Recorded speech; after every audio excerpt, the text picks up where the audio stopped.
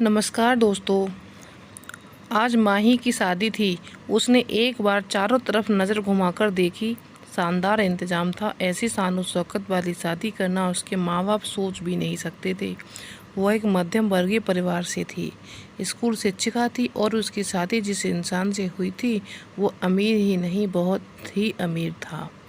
5 सितारा hotel में उसकी शादी एक परी की कथा के समान हो रही थी। पैसा पानी की तरह बहाया जा रहा था। इतनी जल्दबाजी में उसकी शादी क्यों हो गई वह समझ नहीं पा रही थी, पर अपने माता पिता से यह पूछने का समय भी नहीं मिला। माही अपने माता पिता से यह जानना चाहती थी। माही 28 वर्ष की हो गई थी, एक प्राइमरी स्कूल में शिक्षिका थी। एक आम सी जिंदगी बिताना उसे बहुत पसंद था। जब उसे महंगे जूते सस्ते में मिल जाते तो वो बड़ी खुश हो जाती और छोटी छोटी दुकानों पे जाकर भाव करके सामान लेना उसे बहुत पसंद था। पर वह जानती थी कि उसकी शादी जिस घर में हो रही है वहाँ पर यह सब नहीं चलेगा। वो बहुत अमीर हैं। तभी अचानक एक आवाज़ से उसका ध्यान आकर्षित हो जाता है। वह था राज उसका पति। उसे अपनी शादी पर चंद शब्द कहने के लिए माइक दिया गया था। राज ने कहा तो आखिरकार मेरी शादी हो ही गई। उसके घर के लोग पीछे खड़े जोर से हंसने लगे। माही को यह बात बहुत अजीब लगी, लेकिन वह करती भी क्या, वह भी धीरे से मुस्कुरा दी। फिर राज ने ढेरों ऐसे लोगों का नाम गिनाए जिन्हें माही जानती भी नहीं थी और राज उन्हें शादी करवाने के लिए धन्यवाद दे रहा था। अंत में उसने अपने परिवार को धन्यवाद दिया और स्टेज से नीचे उतर आया। माही असमंजस की स्थिति में थी। उसने तो माही का नाम ही नहीं लिया, ना ही उसे स्टेज पर बुलाया। यह कैसा नीरस पति मिला था उसे। क्या यह रिश्ता राज के लिए अनचाहा था? उधर राज स्टेज से उतरकर सीधे अपने दोस्त माधव के पास चला गया। उसके संग बैठकर शराब पीने लगा। माधव और राज दोनों आपस में हंसी मजाक कर रहे थे। अभी तो मैंने उसे जाना भी नहीं था। माधव राज की तरफ बड़े ध्यान से देखने लगा। वह जानता था कि वो इस कॉन्ट्रैक्ट के बारे में बातें कर रहा है। पापा मेरे लिए कोई विकल्प नहीं छोड़ा है। मैं उसे तलाक नहीं दे सकता। सिर्फ वो चाहेगी तभी हमारा तलाक हो सकता है। माधव राज की तरफ बड़े गौर से देखने लगा। तू यह क्या बात कर रहा है? आज ही तेरी शादी हुई है और तू तलाक की बात कर रहा है? अभी तो माही को जानना भी बाकी है। शायद तुझे अच्छी लग जाए या तू अपनी बाकी की ज़िंदगी उसके साथ ही गुजारना चाहे। नहीं माधव, तू नहीं जानता, यह एक अनचाहा रिश्ता है। बहुत दिनों तक नहीं चलेगा। और तू क्या समझता है, एक तू मध्यम वर्गीय परिवार की लड़की ने मुझसे शादी क्यों की? सोच, पैसों के लिए तो वह तलाक देने के लिए भी आसानी से राज़ी हो जाएगी। वैसे भी मेरे पिता ने यह शादी मेरे ऊपर थोप दी है। सिर्फ 2 दिनों के अंदर शादी करने के लिए कौन सी लड़की तैयार हो जाती है? मैं बहुत अच्छे से जानता हूँ ऐसी लड़कियों को। टीचर है ना स्कूल में, बहुत होशियार है। चल कोई बात नहीं, मैं उससे जल्दी ही छुटकारा पा जाऊँगा। थोड़ी देर में खाने की सुगंध उठने लगी। खाने की मेज़ पर बहुत ही तरह के व्यंजन सजे थे, पर माही की भूख जैसे खत्म हो गई थी। उसके मन में एक अनजान शंका बैठ गई थी। तभी उससे बड़ी अच्छी सी सुगंध आती। वह देखती है उसके बगल की कुर्सी पर राज बैठा है। राज को उसने पहली बार इतनी करीब से देखा था। उसकी घनी पलकें भी, सुगड़ित शरीर, घुंघराले बाल। तभी किसी ने उससे कहा, कुछ खा लो बेटा। उसने देखा उसकी सास कुछ खाना लेकर आई हैं। कल सुबह 6 बजे ही तुम लोगों की फ़्लाइट है, तुम्हें जल्दी उठना होगा। सुबह 6 बजे की फ़्लाइट से माही को हनीमून पर जाना था। वह जाकर कहाँ रही थी उसे यह तक नहीं मालूम था। कोई 1.5 घंटे के बाद माही एक अनजान कमरे में, अनजान लोगों के बीच, एक अनजान घर में थी। अपने फ़ोन देखते देखते कब उसकी आंख लग गई उसे पता भी नहीं चला। तभी दरवाजे पे खटखटाने की आवाज़ आई तो वह चौंक कर उठ गई। उसकी सास आई थी। उसने कहा, अरे बेटा जल्दी से कपड़े चेंज कर लो, राज तैयार होकर तुम्हारा इंतज़ार कर रहा है। माही ने जल्दी से अपनी शादी का जोड़ा उतार कर रखा। एक हल्की सी लाल रंग की साड़ी पहनी, उसके साथ मेल खाते गहने पहने। फिर उसने अपना सामान उठाया और नीचे ड्राइंग रूम में चली गई। राज उसे देखते ही उठ खड़ा हुआ, गाड़ी की तरफ चल दिया। माही भागते भागते उसके पीछे गई। रास्ते में माही ने राज से कई बार बात करने की कोशिश की मगर उसने कोई बात नहीं की। उसने कोई दिलचस्पी ही नहीं दिखाई। माही की क्लास में भी ऐसे कई शर्मीले बच्चे थे जो ज़्यादा बात नहीं करते थे और उनसे बार बार बात करने की कोशिश करने में नाराज़ हो जाते थे या रोने लगते थे। माही ने समझा कि राज भी कुछ शर्मीले किस्म का है और उससे ज़्यादा बात करना ठीक नहीं समझा। एयरपोर्ट पर जाने पर माही को मालूम हुआ कि वे मुंबई जा रहे हैं। मुंबई से उसकी बड़ी मीठी यादें जुड़ी थी। कुछ साल पहले जब वह अपनी मौसी के पास मुंबई गई थी तो उन लोगों ने चौपाटी बहुत मस्ती की थी और फिर वे गेटवे ऑफ इंडिया भी देखने गए थे। वहाँ पे सबका मन हुआ रात को खाना वह होटल ताज में खाएंगे, पर 5 सितारा होटल में खाना खाने की हैसियत उसके परिवार की नहीं थी। पर मुंबई से उसे लगाव हो गया था। आज मुंबई जाने के नाम पर वो बहुत खुश थी। एयरपोर्ट से उतरकर दोनों टैक्सी में बैठकर होटल तक जा रहे थे। रास्ते में दोनों ही की आंख लग गई। जब गाड़ी रुकी तो देखा कि वह होटल ताज के बाहर खड़े हैं। उनका कमरा उसी में बुक था। माही को जैसे सपना पूरा हो गया हो। वह बहुत खुश थी पर वह अपनी खुशी जाहिर किससे करे। राज उसे छोड़कर आगे चल दिया था। माही उसके पीछे भागते भागते होटल के कमरे में गई। होटल के कमरे में जाते ही राज ने टीवी ऑन कर दिया और न जाने कौन सी खबरें देखने लगा। खिड़की के बाहर समुद्र की लहरों पर सूरज की किरणें चमक रही थीं। ऐसा प्रतीत हो रहा था जैसे उसकी लहरों के पर हीरे चमक रहे हों। राज का फ़ोन आ गया और किसी से गंभीरता से बात करता हुआ कमरे के बाहर चला गया। माही अपने सपनों के शहर को देखने में मगन थी। उधर राज किसी से फ़ोन पर कह रहा था, मुझे जल्दी से जल्दी यहाँ से बाहर निकलना है, कोई मीटिंग फिक्स करो, मुझे घुटन हो रही है इसके साथ रहने में। राज ने जल्दी से कैब बुक की और अपने मुंबई के ऑफिस में चला गया। उसे मन ही मन माही की याद एक पल को आई, बस उसने तुरंत अपना मन हटा लिया। सच उस लाल शिफॉन की साड़ी में माही किसी अप्सरा से कम नहीं लग रही थी और उस पर उसकी मुस्कान जो किसी का मन मोह ले। राज को शादी जैसे रिश्ते पर विश्वास ही नहीं था। उसने तो अपने पिता के कहने पर ज़बरदस्ती शादी की थी और 3 बार तलाक होते देखा था अपने ही घर में। छोटी छोटी बातों पर उसके माता पिता की बहस हो जाती, नौबत तलाक तक पहुंच जाती। उसके बाद राज के पिता ने पुनर्विवाह किया पर शादी टूट जाती। राज जानता था कि पैसे रिश्तों से अधिक मजबूत चीज़ है। उनमें मन निश्चित किया कि वह दिन भर ना तो माही को फ़ोन करेगा ना ही उसका फ़ोन रिसीव करेगा। रात तक वह गुस्से में आग बबूला हो जाएगा। बस कुछ ही दिनों में उसका तलाक हो जाएगा, फिर वह आज़ादी की ज़िंदगी जी पाएगा। और फिर 20 नवंबर 2010 की शाम उसके भाग्य में कुछ और ही लिख कर लाई और उस दिन वह हो गया जो होना नहीं चाहिए था। 20 नवंबर 2012। आज उस घटना को काफ़ी समय हो गया और राज किताबों की दुकान से कुछ चुनिंदा किताबें खरीद रहा है।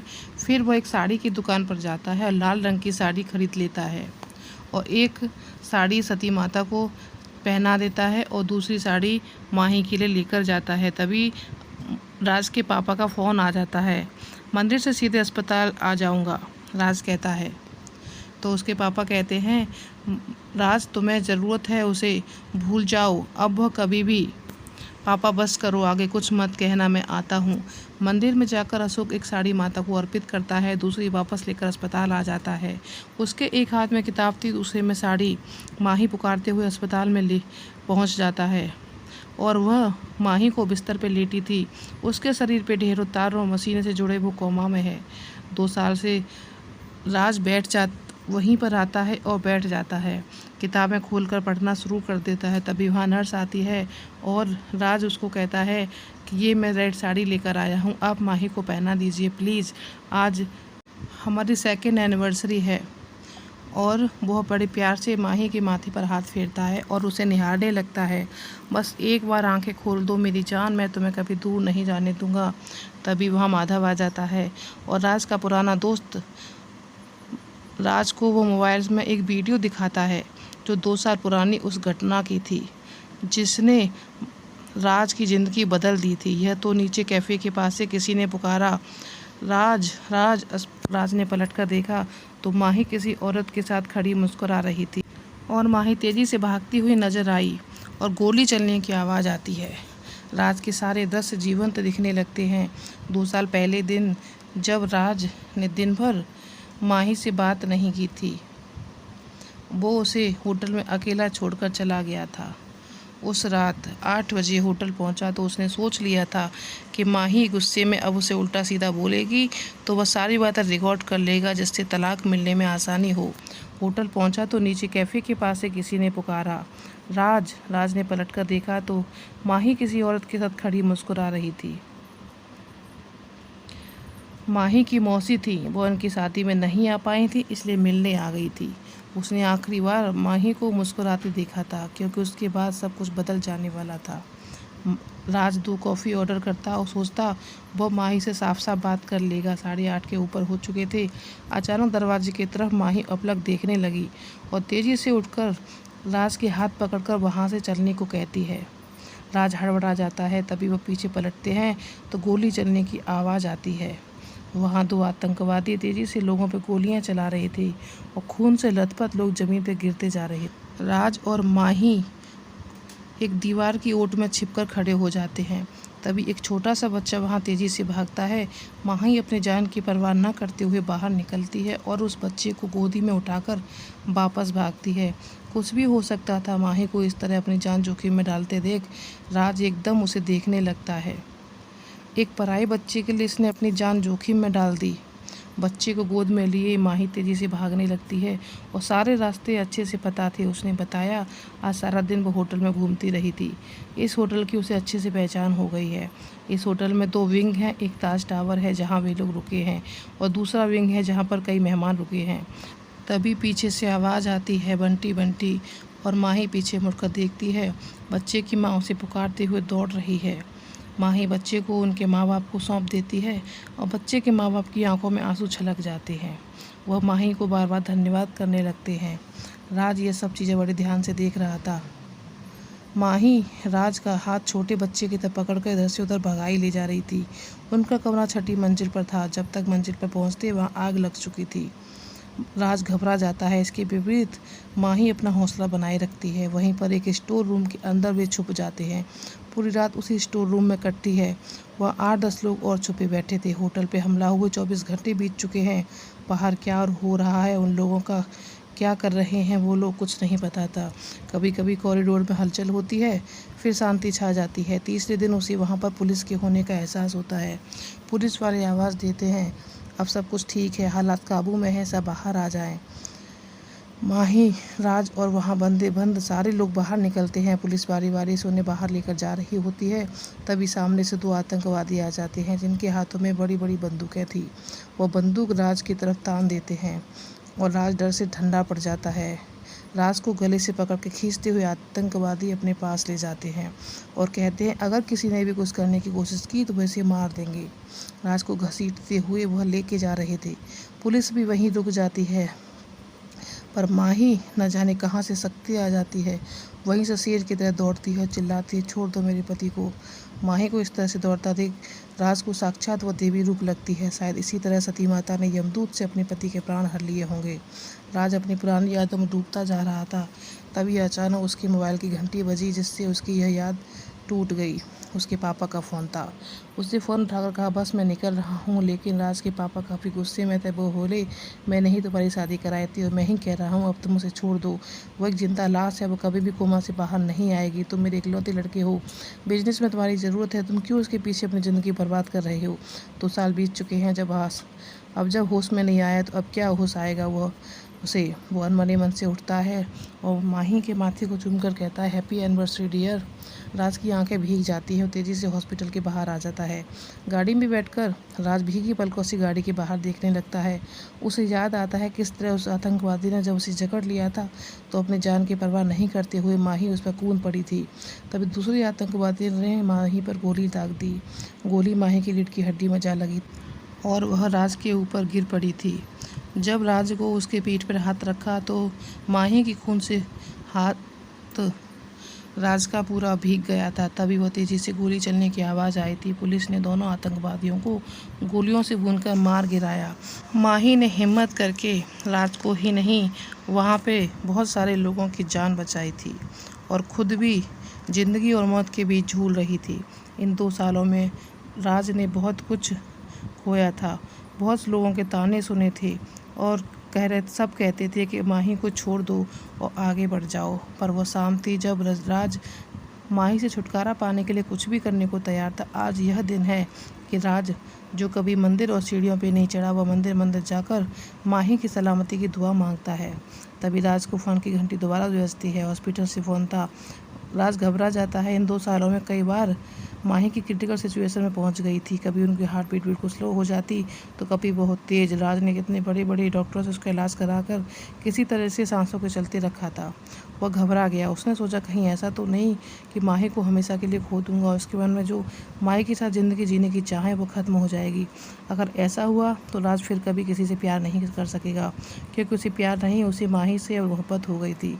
वो सीढ़ियों से भागते हुए माही के रूम में पहुंचता है तो बेड खाली था। वो पागलों से हॉस्पिटल से इधर उधर भागे जा रहा था। तभी उसे माही के डॉक्टर दिखाई देते हैं, जो बहुत तेज़ी से आगे बढ़े जा रहे थे। राज जब उनको देखता है तो उसे कहते हैं रिलैक्स। राज, एक खुशखबरी है। माही के हाथों में हल्की सी हरकत की थी। जब नर्स उसकी ड्रेस चेंज कर रही थी तो उसने हल्के से नर्स का हाथ थामा था। यह बहुत अच्छा रिस्पॉन्स है। हमें लगता है माही अब जल्दी रिकवर करेगी। राज वहीं कुर्सी पर बैठ जाता है। उसकी आंखों से आंसू थमने का नाम नहीं ले रहे थे। वह माही जब उसे मुस्कुराकर देखती थी, वो अपना मुँह घुमा बाहर देखने लगता था। तब उसकी मुस्कान देखने के लिए ऐसा तड़प रहा है जैसी तड़प शायद ही रांझा से हो रही होगी, सिरिन फरहान में रही होगी, वही मोहब्बत जो रोमियो जूलियट से हो गई होगी। वैसी ही मोहब्बत राज को माही से हो गई थी। राज बेसब्री से पल पर माही के आने का इंतज़ार कर रहा था। माही पूर्णतः स्वस्थ हो गई थी। आज हुई हॉस्पिटल से डिस्चार्ज होकर घर जा रही थी। माही सब कुछ बिल्कुल परफेक्ट हो रहा था, इसलिए वह घर पर ही माही के आने का इंतज़ार कर रहा था। उसने सारे घर को माही की पसंदीदा फूलों से सजा दिया था। रसोई में सब कुछ माही की पसंद का खाना बन रहा था। माही की अलमारी में राज ने जाने कितने जोड़े बनवा कर रखे थे। उसने क्या कुछ नहीं सहेज कर रखा था उसके लिए। इन 2 सालों में राज पल पल सिर्फ माही के लिए ही जी रहा था। घर पर माही की मम्मी पापा, भाई बहन, उसकी मौसी, कई सहेलियाँ भी उसने बुलाए थे। राज के पापा मम्मी माही को लेकर हॉस्पिटल ले आते हैं। दरवाजे पर माही की आरती उतारी जाती है और माही सौभाग्य और धन की देवी का स्वरूप किए कलश में चावल के पैरों से अंदर को धकेल कर प्रवेश करती है। आज माही को वह घर, उस घर के लोग और वो कमरा कुछ भी पराया नहीं लग रहा था। वो सब तो जन्म जन्म उसके अपने सारा था, अपना था सब। सारा घर माही के आने की खुशी में सराबोर था। माही, उसकी निगाहें तो बस राज पर थी, राज ही माही पर। राज अपनी घनी पलकें, घुंघराले बाल, मधुर मुस्कान माही को अपनी ओर खींच ले रहे थे। माही अपने मम्मी पापा को देखकर बहुत खुश हुई। उसकी खुशी से राज भी बहुत खुश था। आज सबकी खुशियाँ बढ़ गई थीं। जब माही मुस्कुराती है तो राज उसकी मुस्कुराहट में खो जाता है। वो हर पल उसे देखना चाहता था। उसकी हर मुस्कान को वो अपने आंखों में कैद कर लेना चाहता था। आज वो बस उसे देखता ही रह गया, क्योंकि माही आज बहुत ही सुंदर लग रही थी। तो इस तरीके से इन दोनों की लव स्टोरी पूर्ण हुई। तो कैसी लगी आपको ये हमारी स्टोरी, हमें कमेंट बॉक्स में बताइएगा। अगर पसंद आई हो तो हमारे चैनल को लाइक शेयर सब्सक्राइब करिएगा। धन्यवाद दोस्तों, थैंक्स फॉर वॉचिंग।